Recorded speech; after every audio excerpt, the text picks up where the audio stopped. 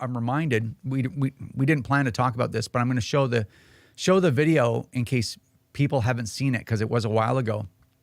Dr. Greg Mosdossy is a doctor, emergency room doctor in Montreal that attended to the women that, well, the people, because there's a couple of men too, I think, shot, injured at least, that attended to the people that were shot at the shooting on December 6, 1989 at École Polytechnique. He was there, but he doesn't agree with the way that the policy rolls out. Either does the coroner, by the way, that examined all of the victims and created a report of that same shooting, by the way. But anyway, there was a meeting of the health board of health of Toronto, and they wanted to implement some bylaws. And he didn't agree with them and wanted to provide his input, so he signed up to testify for the board.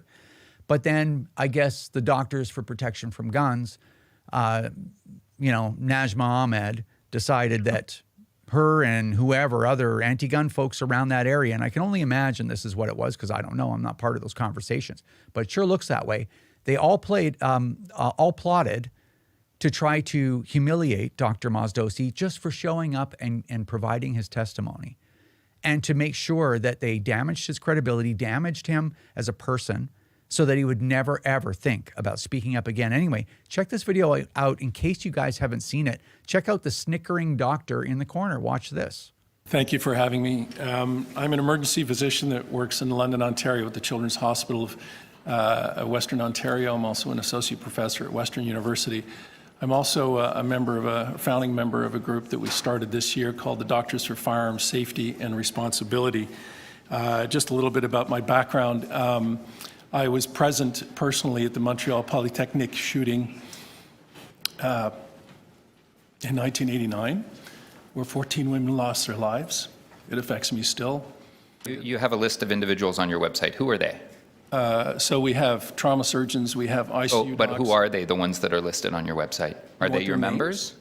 No, I'm just wondering who they are. Are they your board of directors? We don't have a formal organization, no. So it's loose. That's what loose means. So the 9 people are your organization, correct? Yes, those 9 individuals. Those are the core individuals. We have your other board of individuals that we keep in touch with and who are on the social media thread, who are physicians, nurses, paramedics, and other healthcare professionals. Who runs the website? We have a website coordinator. We have a guy who's good in IT that runs the website. Because all of the information about who owns the URL has been redacted. So I'm just wondering who manages. I'm sorry, you're asking the wrong person. I'm not an IT person, and I'm not well versed in those. So maybe you can tell me. So the leadership of the organization, how is it run?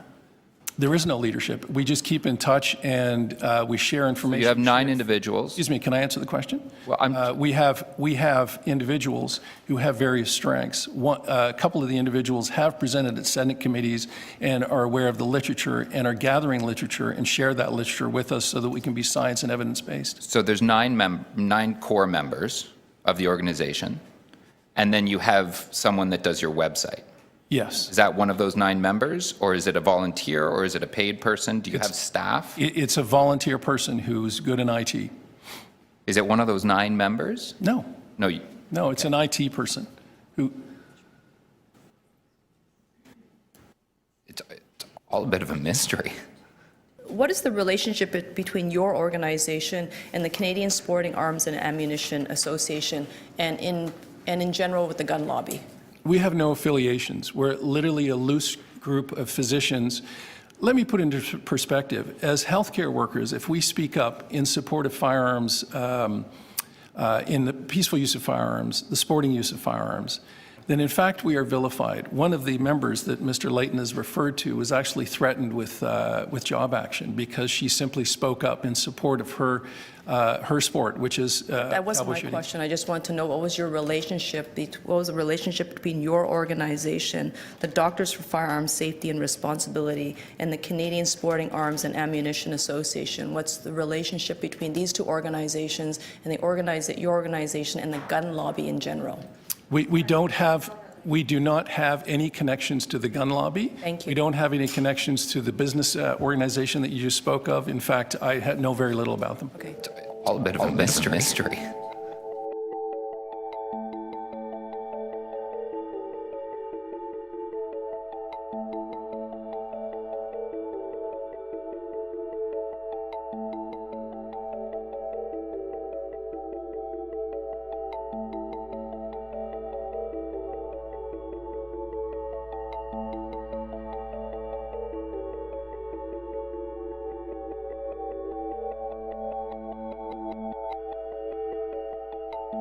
And then, of course, you can't forget, you've got the lesser son of Jack Layton, Mike Layton, there as a Toronto City Councillor. I don't know what he would be good at all in society. But anyway, just again, this sneering, ridiculous, lesser man sitting there and criticizing and focusing like, well, who runs your website? I mean, it was such a mockery of responsible, behavior by adults that it's even hard to watch. But anyway, Yeah. pretty wild. All right. Yeah, it's tough, and it's not the first person that was treated that way by them that definitely didn't deserve it. I know there are mothers who are survivors, and they've lost children to gun violence, and all kinds of stuff that they either shun or discredit, like just treat them horribly. And it's wild because you say anything about it, and they hide behind the wall of, being victims of a mass shooting 32 years ago. And, so you can't say anything about it. And it's just a really, really dark way to try and deal with issues that matter to all Canadians, right? Yeah, not good people. Not good people at all.